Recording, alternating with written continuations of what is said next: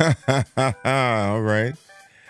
Welcome, folks, ladies and gentlemen, to the original podcast by Big Papa Boogie himself.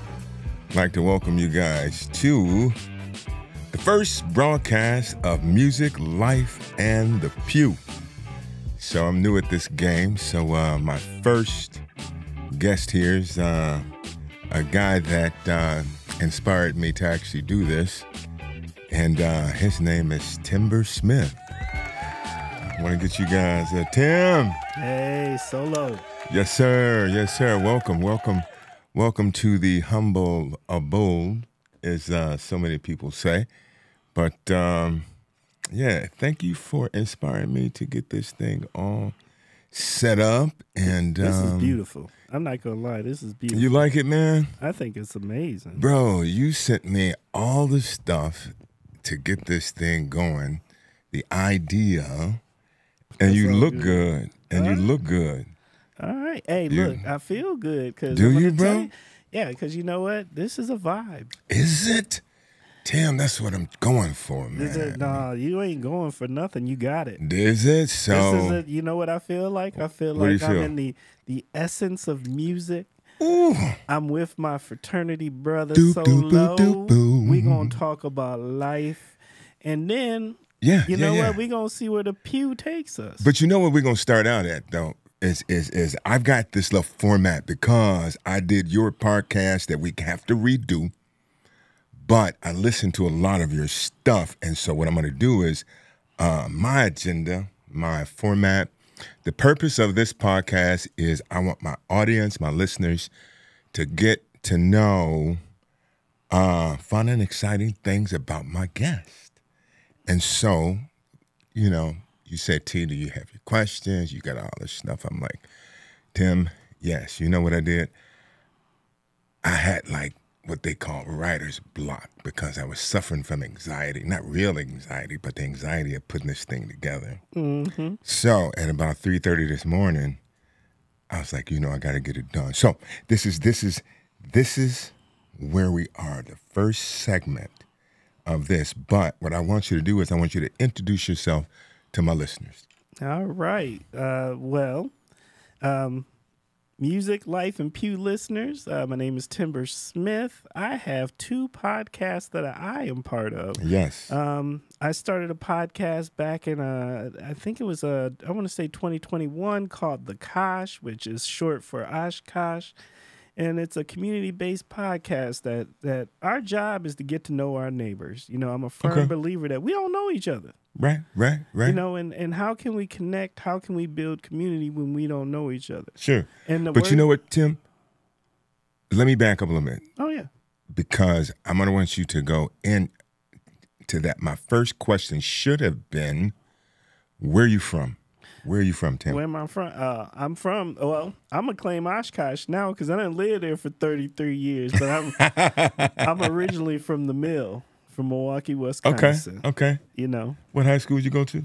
Whitefish Bay. Whitefish Bay. Okay. Yep. Okay, and then you migrated from there up to? Went to college. Well, the funny thing is I had made it to the Kosh before that. I had went to the Kosh for pre-college. Okay. And in pre-college, I was like, oh, okay, this is what college is. Like, you know, everybody tells you to go to college, but we don't always get an opportunity to actually see what it is. And you know what, Tim? That same thing happened to me, but fortunately, when I did that, my brother was at the University of Wisconsin, Oshkosh, and I came up like when I was in the 8th grade or like a freshman. And I saw it, and I went, I can't wait to get here. Yep. and that's kind of what happened to me was we, you know, going to pre-college, that turned out really nice and got to kick it. Well, the thing is your pre-college counselors are real students. So then it wasn't like I was coming up here as a freshman. I knew people on campus. Right. And they made the mistake of the pre-college program of giving us a valid college ID. So I was already using. I didn't get that. I didn't get that. I was using that thing. But you know what my pre-college validation was is I happened to come up when there was a party. The Brothers of Alpha Phi Alpha was having what they called the Sweetheart Ball. But now we're both familiar with that. But as a kid in high school, I had no idea what that was about. And I remember walking home from the after bar, and it was daylight outside. And I went, ooh, if Mama knew about this. I didn't never think that. Oh, my God, I did. I felt safe being where I was in a way. I felt safe. But I had never been to a party yet where there was no chaperone where I could do what I wanted to do, and I ended up walking home at the wee hours of the morning. I thought it was cool. And that introduced me to the college life. But you growing up in Milwaukee as a kid, the culture there was similar to the culture that I grew up in Chicago. So my first segment is music. Music Life in the Pew. We're going to tap into music right now with you, Tim, because I got a feeling we have a similar interest, similar background. So what when you think of music as a kid, 70s, 80s, what music, what group, what song comes to mind that you listened to that kind of made you feel as a kid good? That's tough. And what I'm going to say is this. What I remember doing is listening to Casey Kasem's Top 40. Casey Kasem. Yeah. Top 40, right? Right. And so whatever was top 40, I was into that. Like all the pop and all of, And so I remember like things like Come On Eileen and Duran Duran and no stuff kidding. like that. Like that was deep to me. But I also grew up in a house with a lot of soul.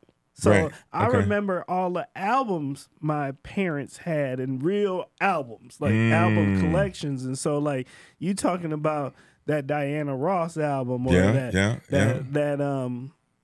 Gap Band album, that Lionel Richie, that stuff like that. They LP. all on the Wall of Fame. If you guys, Right. my video audience, yes, he's calling out artists that are on the Wall of Fame. But I ain't even looking at them. You ain't even looking at them. No. I told you, yeah. And I remember my dad still had an 8-track hooked up in the garage. He had hooked up. My dad is an amazing man, but he was country. Was he? Oh yeah. He's from Mississippi. He country. I mean, there's no ifs, ands about it. But he's the hardest working man I had ever met in my life. But that being said, he kept an 8-track hooked up to speakers in the garage when he was working on the car. Nice. And he had an 8-track of Al Green that I think he wore that out. Now, I told you we had similar backgrounds raising up, but go ahead. Yeah. So that's kind of, so I had this side of stuff I was listening to, stuff that was in my essence and around me. But if I was to talk about like what I really remember as a kid is I remember New Edition. Like the Candy Girl phase.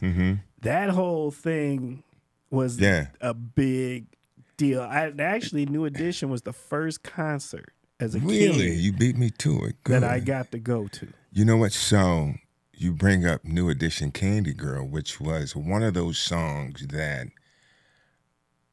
regardless if you thought you could or you couldn't, you sang along with because it was such a hit. It was such a feel-good song. Tim, did you sing to the song? Did you know? Do you know the verse? Well, back in the day, like, I'm gonna say, like, did you sing to the song? Of course, you probably did, but I'm gonna be real. I think the thing that, from at least my generation, It was the moves. It was the moves. You needed the moves Yeah. more than you needed the words. Yeah, you did. Right? Because if you could do the little New Edition thing Ralph, and had you Ricky, you a couple of friends where y'all was like, because New Edition was what, like the Reborn Temptations. Reborn Temptations. See, now my dad, when I was a kid, was the Temptations. There's a little gap here, but same foundation. Yeah, absolutely. So, and then I remember my first album I bought. What was your first album? Eric B. and Rakim. Eric B. and Rakim. Because I truly, paid in full, I truly grew up in the essence of hip hop. Oh the beginning of it. I remember, and then there's the part of it, music was everywhere because I remember Solid Gold.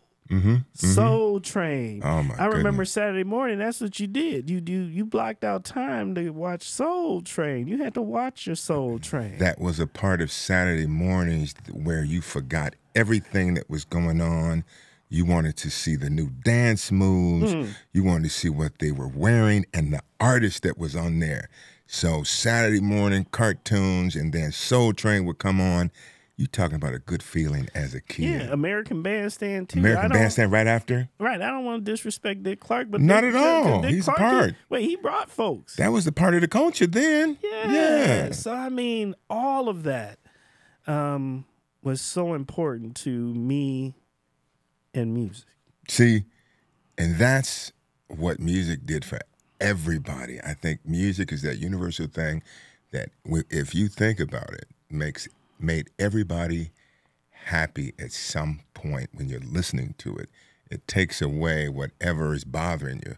Once you hear that one song, and when you think about how you grew up, like I can hear a song now that'll trigger a moment, a song I hadn't heard in like a long time, but when I was a kid, like there's a Stevie Wonder song that comes on that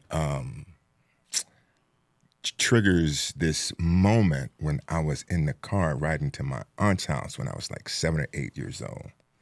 And it just brings back a great moment. But let me ask you this. So if you could play an instrument, let's move to live music. Do you play an instrument? Have you ever played an instrument? No. My mom, when I was in third grade, put me in some guitar lessons. Ooh, okay.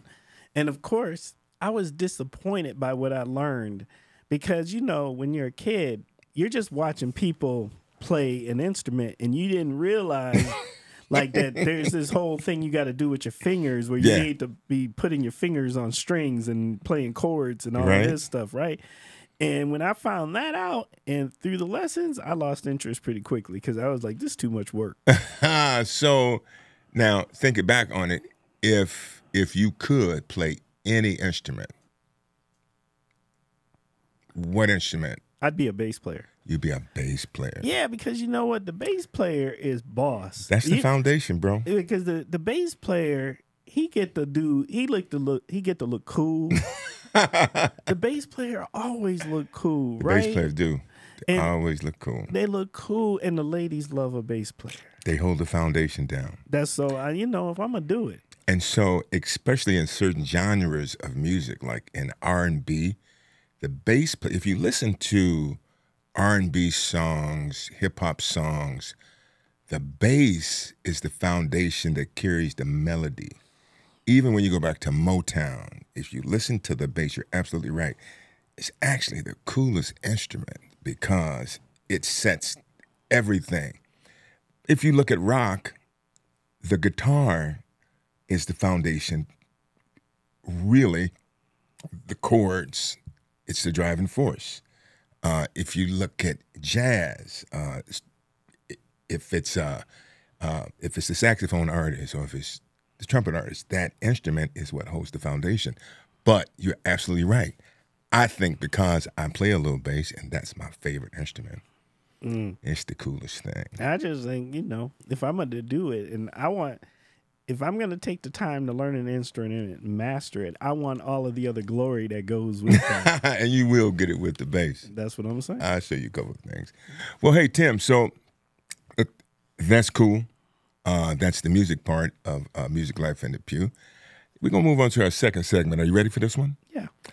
Now, Our second segment is called Life, and that gives us an opportunity to dig a little bit deeper into our guest, find out exactly what's going on in life with our guest.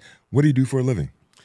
Well, I work for the city of Appleton, Okay. and I get to do. My title is called a Diversity, Equity, and Inclusion Coordinator. I'm a special assistant to the mayor, and but at the end of the day, what I really do is I work with our community to try to help make the city the most welcoming and belonging place it can be. Man, Just flat out. that sounds like an amazing role. And how did you get there? Look, by accident. Like most things that we go through in life. Well, I don't know if it's really accident. When I say an accident, it's just that sometimes we don't know what to dream for, but the universe knows better than we know. Yeah. Right. And so I do think, was I prepared for it when I got an opportunity? Yes, I was prepared for it. Did I know to ever ask for it? No. And I think that's what happens is sometimes we only know what we learn about or see or hear about or someone teaches us about, right? Right. And so if no one ever exposes you to certain things, you don't know to dream for it. And I've been lucky enough that I've positioned myself well by getting the proper credentialing and meeting the proper people and preparing myself for opportunities when they pop up that I didn't know that I might want, but I am able to put myself into them. Give this brother an applause for that because that was so well put. That is awesome. So now tell me what have you done in that role that really stands out in this community that made you that person that people say this guy's the guy to go to for this? If you really want to know, it's not as complex as people think it is. And I would love to point to some big thing that I've done. And there's some things, but the way that I do my job is I consider myself more of a consultant to everyone else. Okay. To go in there and when people have questions like, hey, we'd like to diversify our board of our business, or we need to be more thoughtful about this thing we're creating because we want to serve more than this particular constituency. How do we reach these other people? How do we do this? And I'm brought in to have these conversations because I really do. I get to work for a city who's really thoughtful and caring about these things. And then there's a lot of what I would call personal one-on-one conversations where these are influential individuals where, it's gotta, for change to happen, they've got to have conversations with in places they trust, with people they trust, so then they can take it back to those teams or those other decision makers about it, right? But no one who is in a position of power or is a leader of substance wants to basically put themselves necessarily in a public vulnerable situation. Sure, right. So sometimes if the rapport is built and I've had the opportunity to meet with them and they've gotten to know me and stuff, we can have some real conversation that's thought-provoking and might cause them the ability to really think through some change that's really advantageous for them in multiple levels. So it sounds like that you've worked a lot with the leadership in Appleton, and it sounds like to me they're big on diversity. What impact have you had on that? I'd like to think that I've had some. Okay. Because here's the thing, at the end of the day, it's not about me. And there are certain things that I've realized about my role, and that is this. You don't want to be the face of diversity. You just want to be a space where people can come and ask the questions that they may be fearful of asking in other spaces. How do we do better at diversity? Sure. Right? Because people are scared. People are scared that they're going to look like a racist, or that they're going to say the wrong things, or that they want to ask that question that might be, might be a little shaky, but it's valid because it's not coming from a bad place. It's coming from a place that I just want to understand, but I can't ask nobody. Sure. Right? Yeah. Without feeling like I'm going to get called out on it. So, I mean, like, there's certain things, and I know it sounds like I'm avoiding, and I do have answers to it, but I don't like to pump what I'm doing. I like to promote what others are doing, because that's really the win. That's the win. Because I work for the community. Sure. So there's no wins for timber. There's wins for this city. And very well put. That's good. And so that's why, if you look at the city of Appleton, it is uniquely positioned in so many ways that you could drive 15 minutes in any direction from there, and that cultural experience is 100% different. I believe Appleton has grown so much. I was in Appleton. I didn't live in Appleton. I lived in Oshkosh, but I worked in Appleton. I worked in a couple of different capacities. I was in retail sales, and I was in the nightclub industry there, where I was a bouncer. And this was in the mid-'80s, mid to early 80s. So Appleton, from what I know, bro, has grown. Let me ask you a question. Sure. You've been down there recently, right? I have. Yeah. I'm there all the time. What's it feel like? It feels like it's grown. It feels like there's a culture there that is remnants of a larger city. Like, there's more things to do than you would think. There's more places to shop than you would think. There's more places to go to hear different types of music than you would think. And in the 80s, the late 80s, late 80s, it wasn't so. Right. So for me, coming down there now, you've got, there's everything. There's everything. There's food options that are authentic food options. Absolutely. Yes. There are clothing options that are authentic clothing options. All of them friends of mine. There is barbershops. All of them friends of mine. Barbershops. Friends of ours. Yes. And so what I'm saying is, like, we have a legitimate stake in that community because we actually have business, investment. We have presence. I personally feel really comfortable walking around the city of Appleton. Like, it's not like that old in the back of the day. Now, I've lived around this region for 30 plus years, right?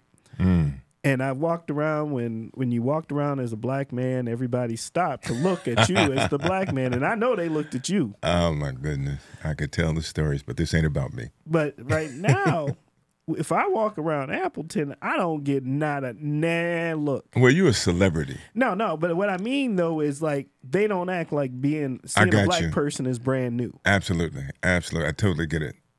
And that's it. I'm just saying, like, they act like they've been there before. The culture and the diversity has evolved, and it's come a long way. Yes. And I'm glad to see that, and I'm glad you're a part of it in the city, technically. And what I'm saying is that's not by accident. No, not at all. And what that is these things happening in spaces that people may not realize, in these conversations with these all sorts of different organizations who are putting a thoughtfulness into trainings and things that they're teaching their people about bias and even thinking about how they're hiring and so many efforts are being put forth. Is it perfect? No. But is it way better? Yes. Good. That is awesome, bro. Thank you, man, for that one. Yeah. Got another question for you here. Absolutely. Timber is awesome at these interviews, man. I just got to give him his flowers because this is what he's done. This is what he's doing. He's in this space, man, and it is awesome. What makes you happy? Ooh, what makes me happy?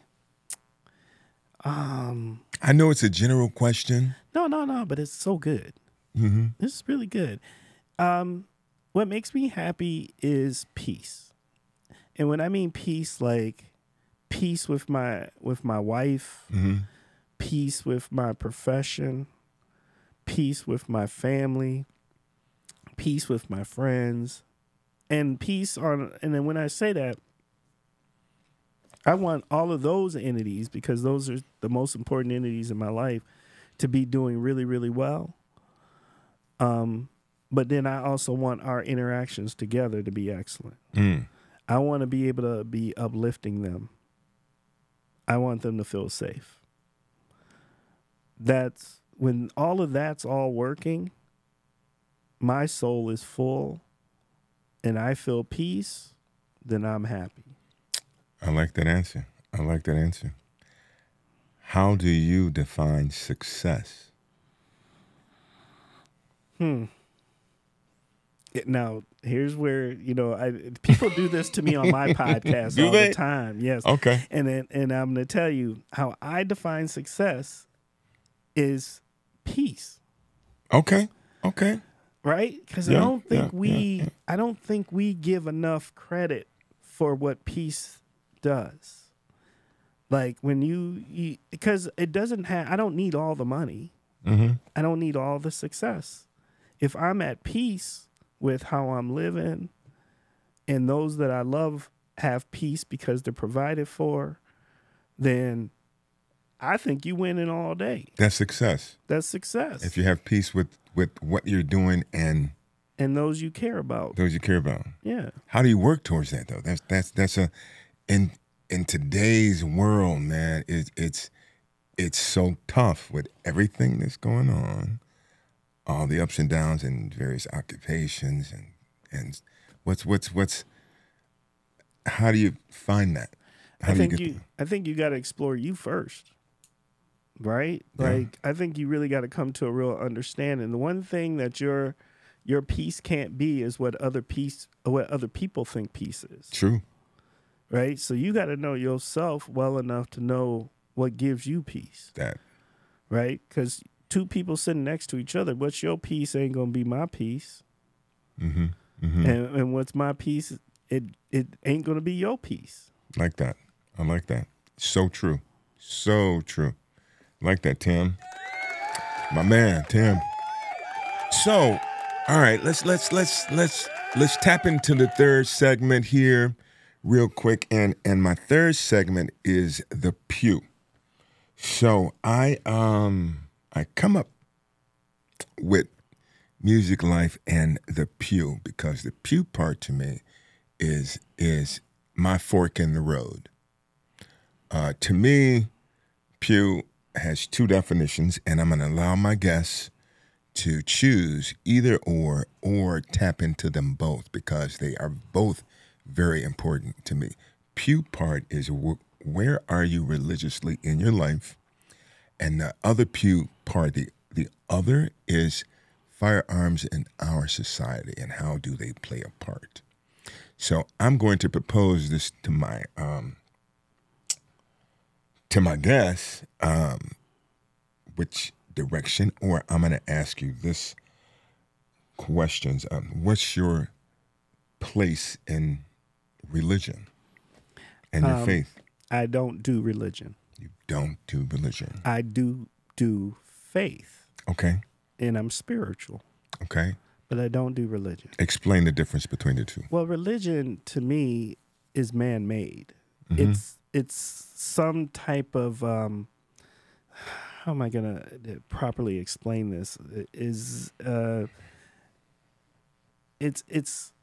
programming to tell you how you should worship. Right? Okay. That's literally what what it is. It's programming to tell you what you should believe and how you should worship under those guises. Yeah. And because it's something that has been around for a really long time, and that different entities or different civilizations have built their own religions to meet what they needed for their different communities, right? And there's no right or wrong to it, but there's a lot of similarities about them, right? True. And to me, watching people try to be religious, there's too much hypocrisy in it. It absolutely is. So I can't do it. Okay. I just can't do it because there's just things about it that make me lose confidence in it. Okay, so where are you with your spirituality then? Our spirituality is this. Do I believe in a greater being? Yes. An ultimate being, absolutely. Yes, I believe in a greater being. I believe in the universe. I believe that there's powers that be or actions that be or energies. Energies is probably the better word at work to make all the things work the way that they should work. And then we're given decisions about what does that mean or how do we want it to work for us. So to me, the world is engineered. Like, it makes too much sense with the way it's engineered. So like for every animal, they have food or something that they should be predator prey. Like, Sure. but Yeah. that's a whole biosphere thing. There's an answer for everything in our world. Okay. To me. Yeah. So like if there's this, there's that. If there's this animal, there's this animal for that to eat on, or there's this flower for it to feed on. Sure. You know what I mean?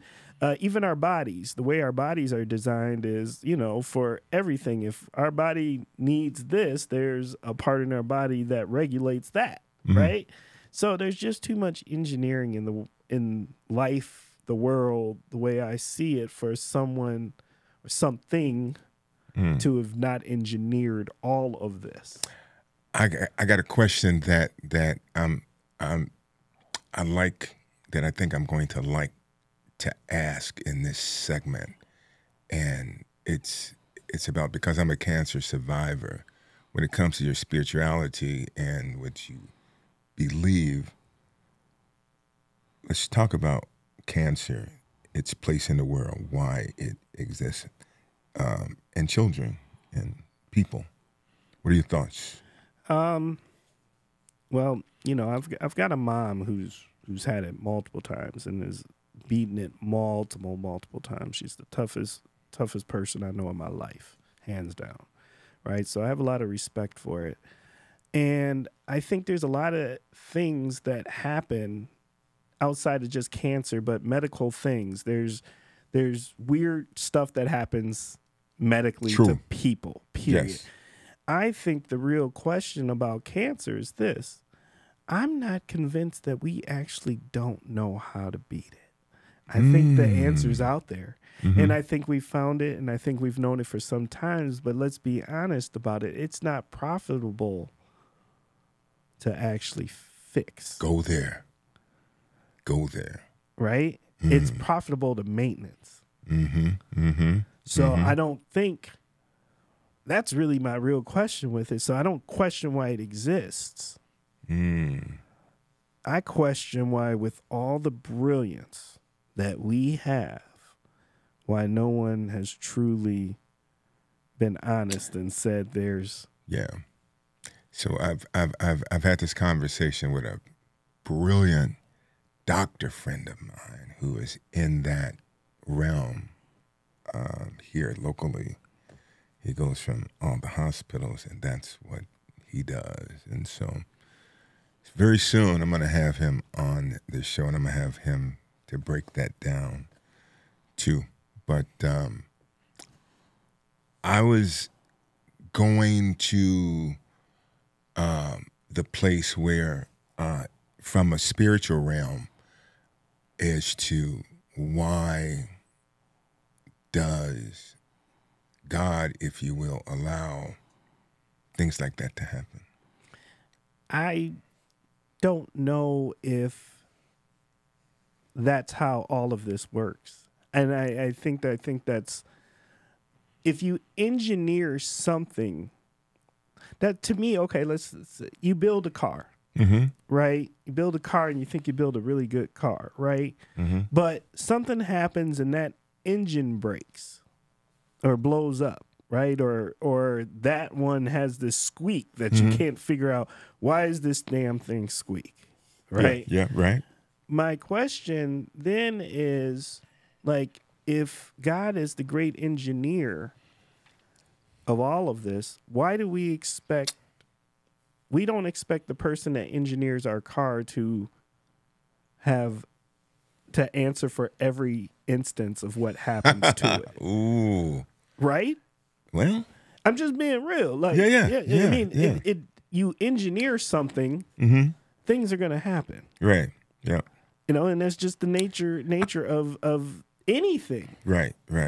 And it's not that anyone engineers anything with the opportunity that you're like, this is going, you hope that you have all the answers, but you might not have all the answers. And then we're supposed to be a free will society, right? Mm-hmm. Or at least that's how I've always understood it. And so, like, something like cancer, how do we know that God is allowing it to happen when it could have been something we created? Could very well be. However,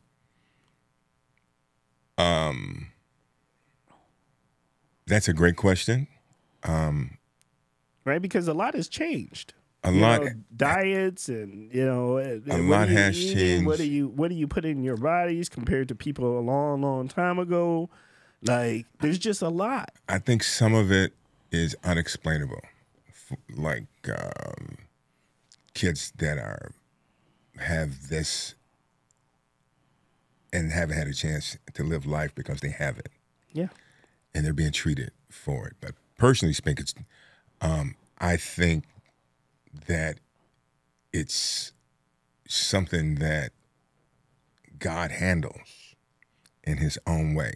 I think he has a plan, and I call it his chessboard. It's his game, and he makes strategic moves to challenge us, to challenge our faith, and he allows certain things to happen in certain ways for other things to happen. For instance, like a good friend of mine just passed away, and unexpectedly. God allows things like that to happen in order to give somebody else life. Because the person that received his kidney was given a new life. And I think that's just my basic foundation. But this ain't about me. No, and here's what I'll say. Like, I'll go back to the part where I said I'm a firm believer that the universe gives you what you're supposed to have when you're ready to receive it. Mm-hmm. Yeah. And may even try to give it. It would give it to you earlier if you were ready to receive it. But the universe gives you the things. I can't tell you how many times, and I hope that you've experienced where something just aligns. Right. It does. Yep. And it's because the universe, you finally, all the other things, like it might have been something, you talked about 2, 3, 10, 5 years ago, but all of it, finally, you were ready to receive it. So then the universe said, here you go. Okay. Okay. And that could have been, I'll give this studio that part, right? Because, I saw what you had set up previously, right? Right. And then it might have taken you to come and record with me. It did. To see it, right? Right. To see something different and to be like, all right. And then that made you open to me and you having a conversation like T. Yeah. There you have this amazing possibility here with the things you're doing. I like that, Tim. And then great answer. Yeah. It just blew up. I get it. And right now I'm sitting on the pew. The universe, we on the pew part. We on the pew. Speaking of the pew part, we go into the other direction. What is your in our society now? We've had a lot of stuff going on with politics, with firearms, the 2A. I got into the firearm industry because I work with kids and safety and all the stuff that was going on, the shootings and kids. What is your view on how firearms play a part in our society and 2A? I'm I got a little military in me. Yeah, Right? I A do. little military background. I wasn't one of these people that were deployed or hardcore, but I did serve in our reserves, and I've always believed in the ability to be able to, carry to protect your family, protect your Okay. possessions, and have weapons, whatever that means. Now, am I a person that believes you should be able to have a rocket launcher? No. Why would I give up my rocket launcher, man? You know what I'm saying? Come on, no. Hold on, Tim. Why do I have to give up my rocket launcher, man? Hey, look, I ain't saying you got to give up anything.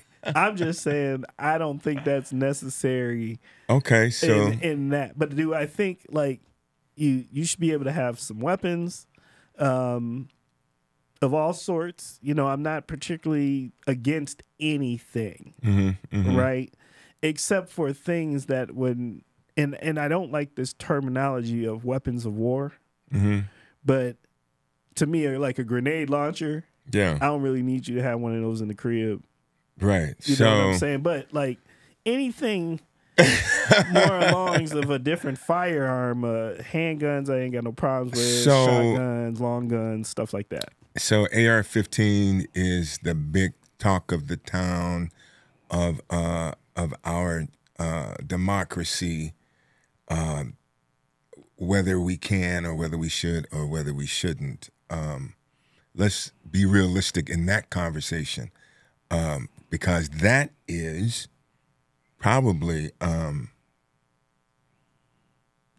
the most talked about firearm in this whole rigmarole. But I am under the belief that like it's a long gun. Okay. It's a rifle. Yeah. It's a long gun rifle designed a certain way, but at the end of the day, there have been long gun rifles around for a long time. Sure. And it's just a matter of let's decide on societally what do we think is comfortable to have, because I do think there's things we can negotiate, like magazine capacity. Like I don't think you need something that carries 124 rounds. So why? That's just where I'm at with it. Because here's my thing: it's a weapon is as good as the ammo that it has and the ability of how much of it and how fast it can shoot. Okay. So if we work on some of that stuff, maybe that's where the middle ground is. So if I'm a hobbyist, my dad was in the military and he's not, but he's fond of the weapons that he used while being there. And that's normal. Absolutely, it's familiar. So I have a facility that allows him to be able to relive some of the great times and some of the equipment that he used, because we're enthusiasts.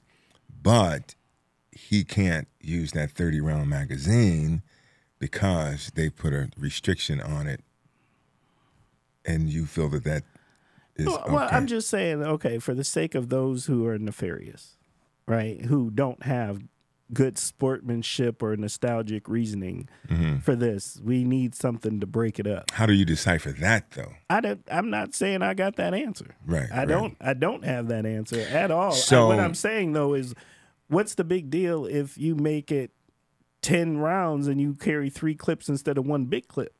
Well, I mean, especially the if same thing. Especially if you're doing what you're talking about doing, where you're going out and. So, let's say you're in the market, you're a car enthusiast, and you love Corvettes, and so you got a chance to buy the Corvette that has 200 horsepower, or you got the option of buying the Corvette that has 700 horsepower. Right. And you want the one that has 700 horsepower, but they still Corvettes, and the government tells you that, nope, you don't need a Corvette or a Porsche that goes 300 miles an hour. Don't necessarily mean that you're going to be driving at 300 miles an hour, but let's only get you to where you can have the Corvette that goes 120. Because it's still a Corvette, nobody needs that. To me, that's the same stance as telling me that I can't have a 30 or 100 mile magazine just because I can and I choose to, even just from a collector stance, if I never use it but want to look at it. Oh yeah, look. Same thing with that Corvette or that motorcycle that the person who's against me having my magazine may even have in their garage. Most people who are against those high capacity magazines probably have a car that goes a lot faster than it needs to go. You said that they hang out together, those people? Yeah, they probably do. Or are they just the same person? So my thing is, once you start restricting things like that, we really need to look back into, like, they used to put the governors on the cars in the 70s. Vegas, you couldn't, the car only could go as fast as the government put the restriction on it. So even on the speedometer, they had changed it where it only would go up to 85. Right. And something like that didn't go over so well. So now I think the same thing is applying to trying to restrict me with my Second Amendment right. Okay. I mean, here's my thing.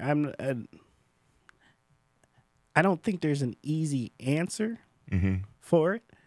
And I just worry about those who have less than honorable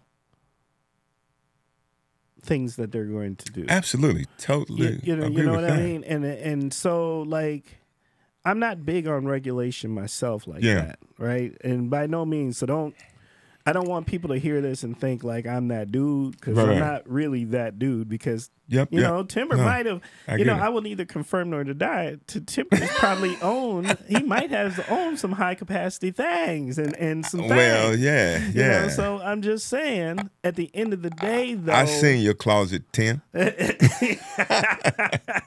done cleaned some of your stuff, Tim. Yeah. So all I'm really saying though is, you know, I understand where we might have to we've got to come to some type of terms. So now I don't disagree with that when you are talking about people.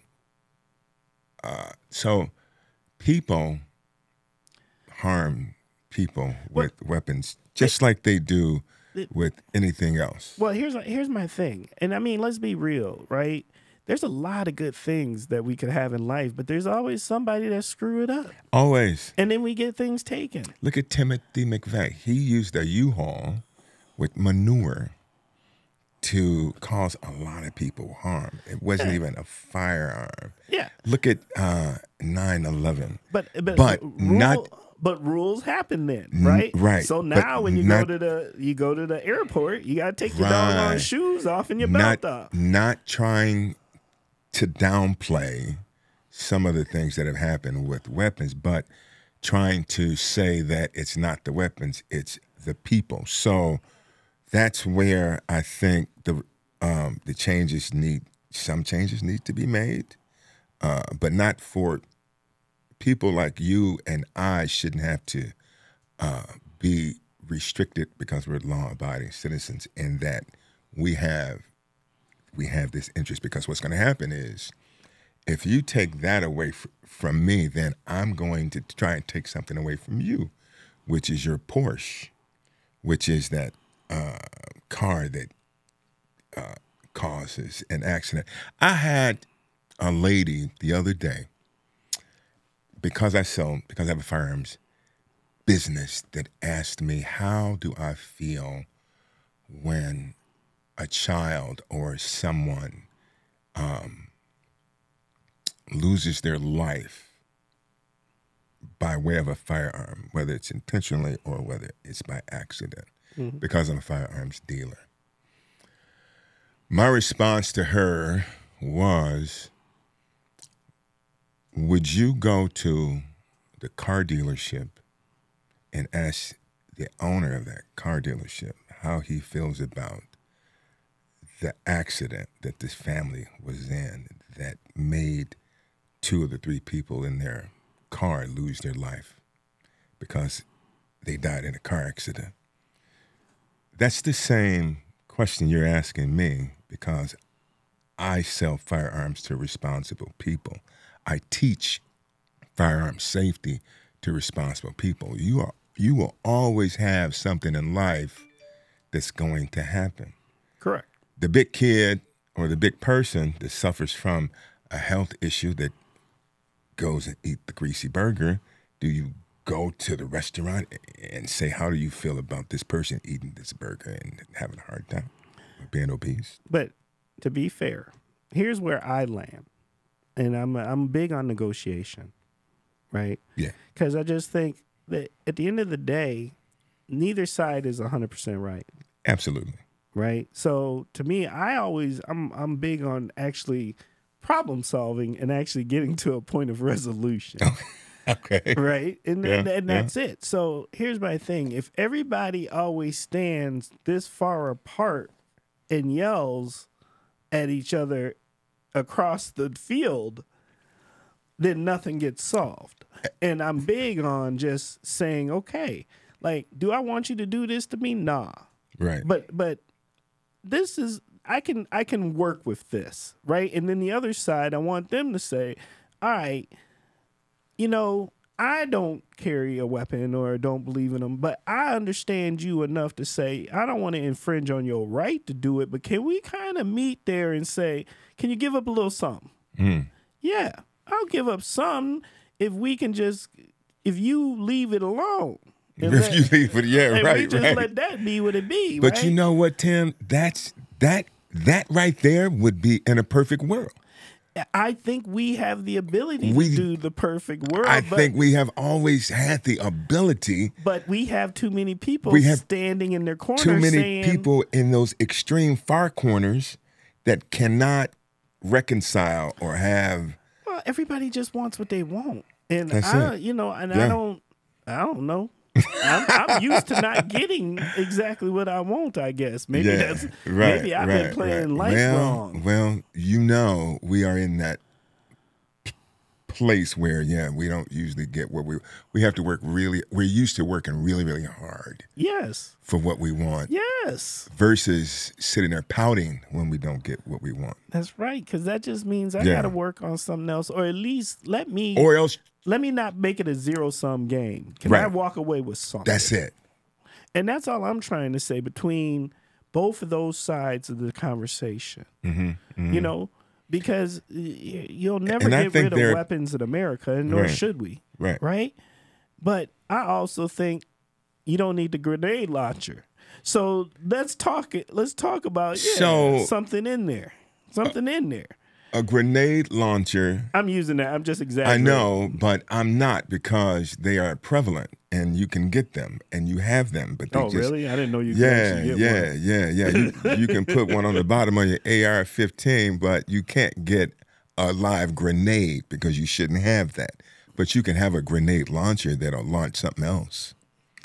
Okay, well, see, I was just trying. I wouldn't want you to have a grenade launcher. No, I can put you one on the bottom of your AR-15 to maybe have some fun on the 4th of July. No, I'm good. You good? I'm good.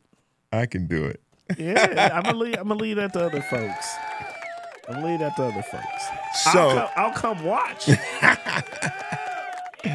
So, all right. Right now, my 4th segment, I'm going to throw some words out at you. I call this the response play.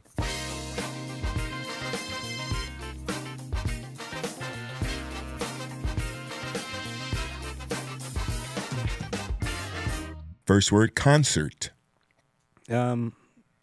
My favorite concert was a Janet Jackson Velvet Rope concert. Ooh. Because let me tell you, Janet is a bad girl. You ain't got to tell me. I ain't never seen her live, but I believe you. Oh, and I was young then too. Man. Ooh. Where was the concert? They had it at, it was in Milwaukee. I don't remember if it was like the Riverside. I don't think it was Riverside, so I'm going to guess it was like, I don't remember if it was, it would have been past the Mecca, so whatever was in between there. Okay. Yeah, because, you know, we've had a couple big places now. Nice. Yeah. Food. When I'm thinking about food, there's only one food that comes to mind instantly, and that's tacos. Taco. Well, because you know what? Here's the Quiero thing. Taco Bell. I'll tell you, you can't even say the word taco without smiling. Smiling because I never even thought of that, Tim. That's nice. Tacos are happiness. Like okay. It just the way that they're comprised, and it's this nice grab of happiness. Right. Throw whatever you want in your taco. So there's a few taco trucks around Appleton, around College Avenue, couple places. What's the spot? Diablo's. Diablo's. Get that steak taco from Diablo's. I promise you. Now, is that Oshkosh or Appleton? The Diablo's got like 6 taco trucks. They wherever they want to be. Diablo's. They everywhere. And they got a sit-down spot. Nice. Yes. Nice. Okay. But their tacos are cold. I got to do it. All right. Love.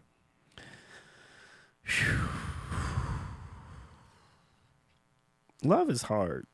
You know what I mean? Like to try to put it in a terminology, quantify it. So I'm going to go that love are things that bring you peace or that you give peace to. Ooh. Okay. All right. Really think about what I'm saying. Yeah, I'm gonna have to give that some thought. I wasn't expecting that, but love. Okay. All right. I'm not gonna dig in too deep on you with that one, but yeah. Okay. White. Party. Oh. Yeah, okay. and that's just because there's a white party coming up here. I think know. You know about that white I'm gonna party. I got to take my son to college on that day too. I hate that I can't make it. I've never been to a white party, and so the first thing I think is a white party. We had a white party in Chicago. My family reunion was 3 weeks ago, and it's 3 days, Friday, Saturday, and Sunday. And coming into Chicago, everybody in, and we had it at a place called Events by Tiffany, and that's in a suburban area in Chicago. And my sisters, bro, laid it out. Everybody had we had the walk-in where you take the pictures, like, the red carpet thing, and the family always in white, and so yeah. I like that. I'm big on that. So car. Purposeful. Purposeful. Okay. Yeah, because I'm not a car enthusiast. Okay. Like cars serve a purpose for me. I'm gonna be honest with you. Like there was a time when I was younger that I probably cared a little bit more, and I feel like I'm gonna be real stereotypical here. Like I feel like every black man at some point in his life should own a Cadillac. and I did. I needed to own one, and that was in my 20s, my young 20s. I had a nice little DeVille. Ooh, but you still had it. And no, I don't want it no more. Because I'm gonna tell you how. What year was it, Tim? What year was it? I think it was a 96. Man. Oh, okay. Well, okay. I'm trying to think of what that body looks like, a 96. It was still boxy. Okay. It still was boxy. Like it wasn't curved out or nothing. It was old school and long. Right. I'd love to have that right now. And I'll tell you, before I had that one, I had a Roadmaster. So the Roadmaster was my introduction to wanting the Caddy. My dad had that Buick Roadmaster, bro. That was a bad car. That was a bad baby right there. That man. thing floated. Ooh, it was a yacht. I remember it was, bro. It was not a boat. It was a yacht. You could put a family of 3 in the trunk. Facts. Easy. Facts. Easy.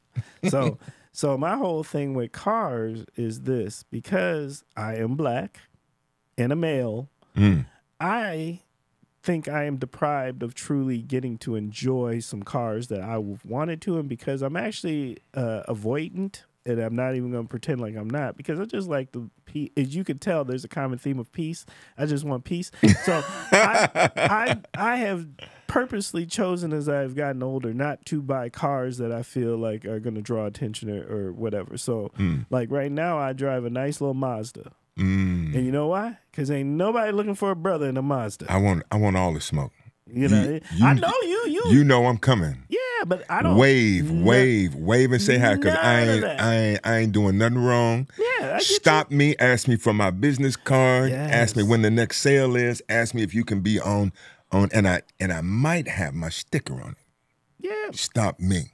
Yep. I just don't have time because it messes with my peace. I got you. Because here's the problem with getting pulled over. It's not that I actually worry that something's going to happen because I've had enough law enforcement interaction. And you talking about law enforcement pullover? Well, who else pulling me over? Oh, I don't know. They ain't pulling me over. And I'm saying I have not had I've had some, but not a lot. I shouldn't say that, Tim. I'm sorry. They do pull me over. Yeah. But that's because I'm in a certain car that makes a lot of noise sometimes, and it's probably my own fault. Yeah.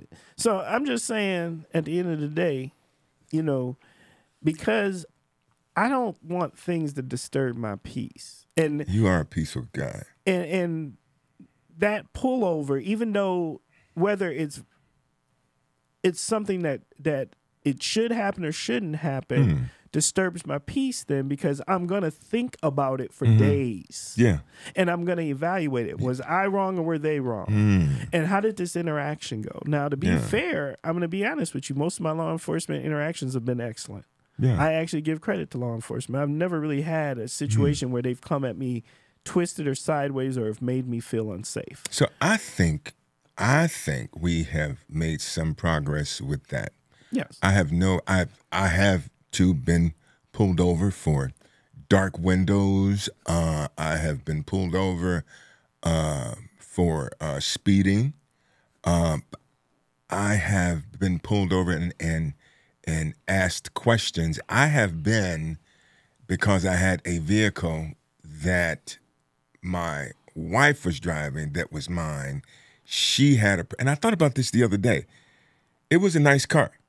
It was a nice car. It was a Lincoln Mark 8. I think it was kind of, she used to enjoy driving it. But she never put gas in it. Never paid attention. So she ran out of gas, and there's a night she coming back from somewhere, and I had to go get her. And law enforcement came by and just asked me for my ID.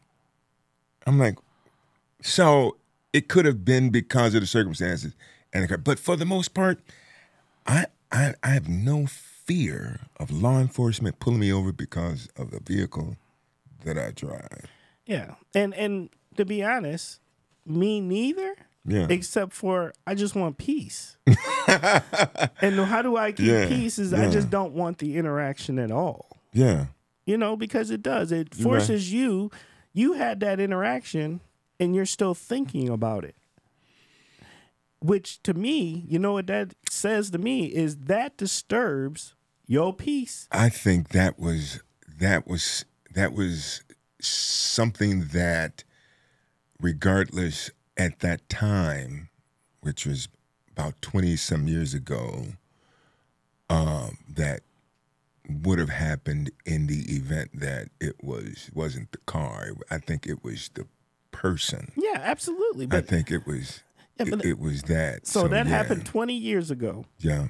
You recently thought about it. Yeah. Yeah. That show. Oh, I could have thought about any of the few that happened 20 to 30 years ago. But what I'm just saying is it still disturbs your peace. There's a lot of things that's going to disturb some type of peace. But this is like something, that dude. Yeah, but my feeling is like if I can do little things, sure, to take out the possibility, just to pull those variables out or decrease the variable opportunity for the disturbance of it. That right there. Because I'm super reflective. That's it. So then I'm going to think about it and I'm going to think about it and I'm going to think about it. So let me ask you this. Sure. Politics. Yeah, let's do it. But love them. You do. Everything about them. Where are we at now? Where are we at now? Here's what I'm going to say. Talk to me about your peace. Where are we at now, Tim? See, politics actually, because I love seeing human nature and watching how people act, and my degree was in sociology, so I love watching people and how they act in their environments. Their professional environments, their home environments, work environments, educational environments, all of the environments, right? And so politics is kind of like a display of some of where taking the temperature on where we are at according to different demographics societally. Okay. Right. And so I like knowing that stuff. Now, I'm not going to talk about my politics on here, and I won't. And the main reason I won't talk about my politics on here is because I work in something that shouldn't be, but is political. Facts. And I can't do Gotcha. my job well If you're political. Right. If Yeah. I'm political. Oh, I totally get it. And so what I am saying is right now, I do think it is highly interesting on what's happening right now. Mm-hmm. And if what I think is going to happen during this big presidential election happens, this is going to be twice in my lifetime that I've been stunned at who we are as the American public. You know, this is just responding play. So, but I appreciate you not going into your personal political things. You could have just said fun, but I enjoyed that response, Tim. Hey, I'm not trying to look. I I enjoyed that because I was going to get a little deeper, but that was an excellent response and a nice cover up to where you knew that I was going. But I appreciate that. Hey, T, I ain't new to this podcast game. You ain't new, yeah. Okay, all right.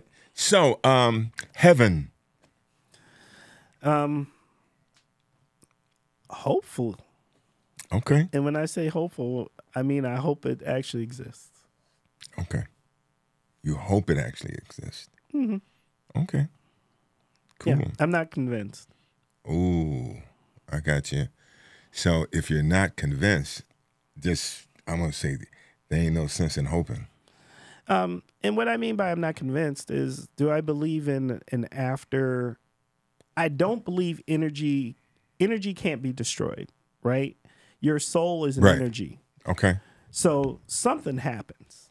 Right. That's my belief. I believe something happens. Okay. What I'm not convinced about is what that happen is. I think it's convenient for us as people to believe there's a place of good and bad where good people go and bad people go, right? Mm-hmm. But at the end of the day, because I do think there's a place or something, Okay. what if everyone's still just together, Right. Okay. good and bad, Good and bad. right? Yes. Just like here. Right. So you need to figure it out. And, You need to figure it out. I don't need to figure anything out. That's Well- for other people to have a belief in. Well, I don't need one. You were hopeful, though. You were hopeful. That's why I said, we're at that stage where, if you're hopeful, then find a true reason. But if you're not convinced, then really there's no reason to be hopeful. No, I still think there's a reason to be hopeful. The idealism of But it. you have to know about that aspect of it. I don't know if you need confirmation. I mean, people don't have confirmation now. Well, it's called faith. Right. And all I'm saying is That's just my view. Yeah, no, it's not. I'm just saying. I'm just more, instead of confirmation, I'm hopeful. I hope it is. Okay. I'm hopeful about lots You're of hopeful for things. me then, because I Yes. believe. Okay, thank you. Yes, Hey, I'm hopeful. thank you. Thank you, Tim. Yeah, I don't take nobody's faith for granted. Right, I got you. Okay, cool. I like that. So now, this last part of it, I want you to share with the audience some parting words. If you have a business, your podcast, your offerings, how you can help, just whatever it is that we didn't cover that you want to put on this last segment of Music Life in the Pew. All right, check out my 2 podcasts. The Kosh. The Kosh actually has a website called The Kosh Podcast. That is TheKosh podcast.com. Check us out. Check out those conversations if you would like to be part. And for those that live in the region, we have this amazing podcast called Appleton Engage, which focuses on resources in the region. If you want to know how to engage this community, how to be a not a person that's a standby resident, but somebody who's participating in this community and adding value to it, then that is the podcast for you. I would love to work with anyone who would like to work with this. And if you need any assistance out there and you want to have conversations about, how can you create a more welcoming or inclusive environment, whether that is private sector or within your community, please reach out to me and holler at me, because, that is the end game. I just want peace between us. Oh, nice. You like that? Nice, my man Tim. Yes. I like that. Well, I'd like to thank my first guest on Music Life in the Pew, Mr. Timber Smith. I am your host, T. Sims, on Music Life in the Pew. We've been sponsored by IET Ballistics, Firearms and Accessories, Big Papa Boogie Productions, here at 2701 Larson Road in Green Bay, Wisconsin. Send me an email at bigpapaboogie@gmail.com for your question or comments, or if you'd like to be on the show. Thank you for listening. Thank you, Tim. Thank you, T.